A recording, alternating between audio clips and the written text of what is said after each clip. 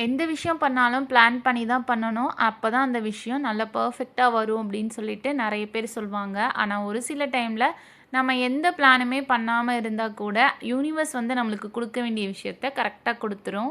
நான் இன்னைக்கு தான் ஃபர்ஸ்ட் டைம் வேளாங்கண்ணி விசிட் பண்ணியிருக்கேன். வந்தவுனே எனக்கு ரொம்ப ஆச்சரியமா இருந்துச்சு. என்னன்னு சொல்லிட்டு பார்த்தீங்கன்னா, நான் வந்த டே அவ்ளோ ஸ்பெஷலான டே. குருத்தோலை ஞாயிறுன்னு சொல்லுவாங்களே, அந்த டே அன்னைக்கு தான் நான் வந்து டெம்பிள் விசிட் பண்ணியிருந்தேன்.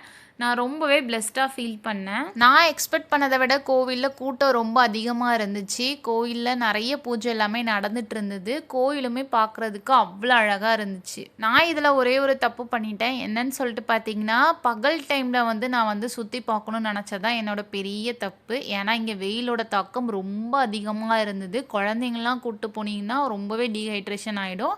அதனால நைட் டைம்ல வந்து சுத்தி பார்க்குறது வந்து பெட்டரா இருக்கும்னு நெனைக்கிறேன். நான் வந்து ஒரு 1 ஹவர்லயே திரும்பி போயிட்டேன். நைட்டு தான் வந்து நான் சுத்தி பார்த்தேன்.